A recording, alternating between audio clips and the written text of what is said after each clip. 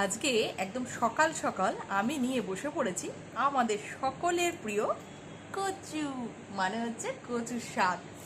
বেশ অনেকখানি কিনেছি, তো সবাই মিলে খাবো। আর এটা আমার ভীষণ ভীষণ প্রিয় একটা আইটেম।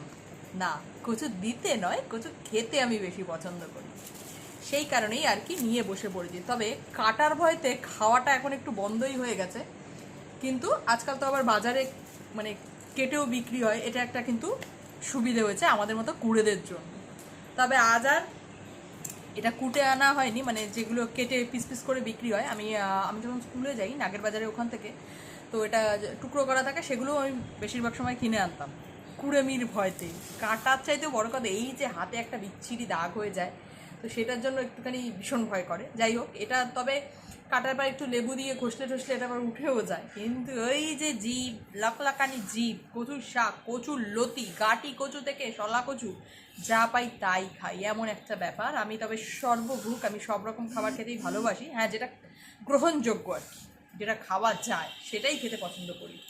তো নিয়ে এসেছি আজকে কচুর শাক, আর এটা আমার ভীষণ একটা প্রিয় খাবার আর কি, পছন্দের খাবার। এটা আমাকে নিরামিষভাবে রান্না করে দিক, বা চিংড়ি মাছ হোক, ইলিশ মাছের মাথা হোক, যাই হোক না কেন, এটা কিন্তু আমি একেবারে বলে হেভি খাই। কে কে ভালোবাসো বলো কচুর শাক? হ্যাঁ, আমি জানি কোটার ভয়তে অনেকেই খেতে পারো না, কিন্তু আমারও সেম প্রবলেম। একটা সময়ের একটা ভীষণ ব্যাপার থাকে যে কচুর শাকটা কাটাকাটি, বাড়িতে ঠাকুমা দিদুন এরা থাকলে পরে এই কচুর শাকটা কাটা এমন কিছু ব্যাপার হয়ে ওঠে না, কঠিন। তবে আমি একা মানুষ, তাই আমাকেই সবটা করতে হবে। কিন্তু ওই যে বললাম যে জিভ চাক বা লক লক করে ওঠে এই কচু শাক দেখলে পরে, সেই কারণে আমি নিয়ে এসেছি। অ্যাকচুয়ালি আমি আনিনি, বাবা এনে দিয়েছে। তো অনেকদিন ধরে বলছিলাম আমরা কচুর শাক খাবো। হাতের কথা চিন্তা আজকে আর করিনি, আজকে কচুর শাক নিয়ে সাত সকালে বসে পড়েছি। যদিও এটা সাত সকাল নয়, কারণ আমি ছেলেকে স্কুলে দিয়ে তারপরেই বসলাম আর কি কাটতে। কারণ ছেলে যদি এখানে থাকতো তাহলে এই কচু আমার কপালে উঠে যেত খাওয়া আর কি।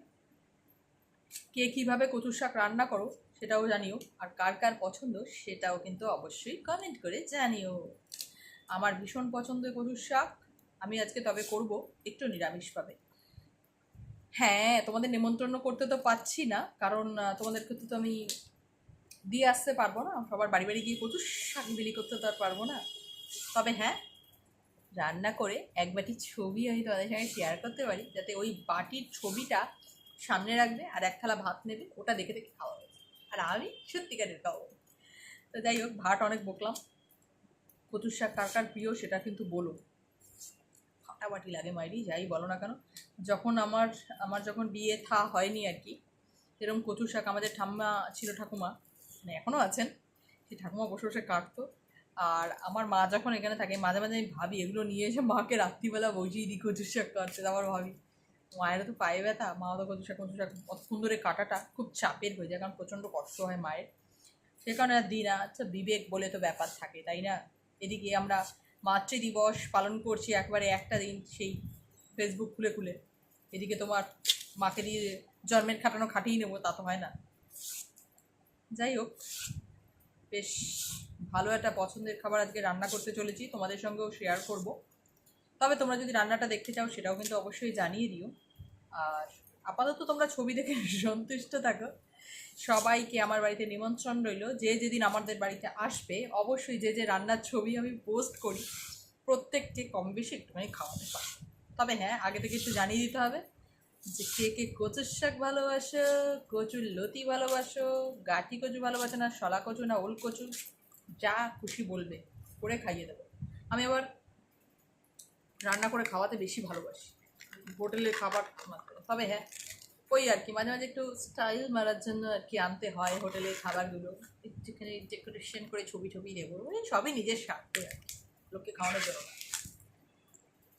বাবাই কচুটা তো খুলছেই না। খুব ভালো লাগে, জানো তো, সিরিয়াসলি বলছি, দারুণ লাগে কচুর শাক খেতে। ছোটো ছোটো যে চিংড়িগুলো হয় না, ওই চিংড়ি দিয়ে কচুর শাক রেন্দে বেন্দে একেবারে হেভি লাগে, হেভি লাগে। অনেকে আবার বলে না কচুগুলো আমার গলা চুলকায়।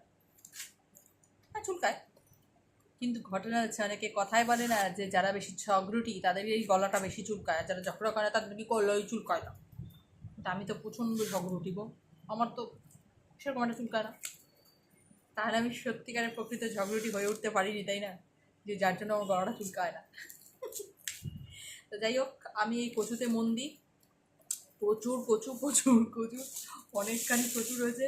মোটামুটি এই জামাটা পরে নিয়েছি, কারণ এই জামাটা একটা বাজে জামা আর কি, এর মধ্যে কচুর দাগ লাগলেও অসুবিধা নেই। আমি কচুতে মন দিই, কচুটা কেটে নিই, রান্নাবান্না করে তোমাদের সঙ্গে ছবিটা শেয়ার করে দেবো, তোমরা ছবি দেখে খেয়ে নাও, বা খেয়ে নিও মন সন্তুষ্ট করে। এই হাতের এই কালো কখন যে উঠবে তার জানি না, তবে কচুটা মনে হচ্ছে ভীষণ ভালো। আর অ্যাকচুয়ালি কালো কচুগুলো খুব টেস্ট হয়, দেখবে তোমরা, এতে গলা কম চুলকায়, সে ঝগড়টি হোক আর না হোক। তো চল টাটা, আমি কচুতে মন দিই আর তোমরা কাজে মন দাও।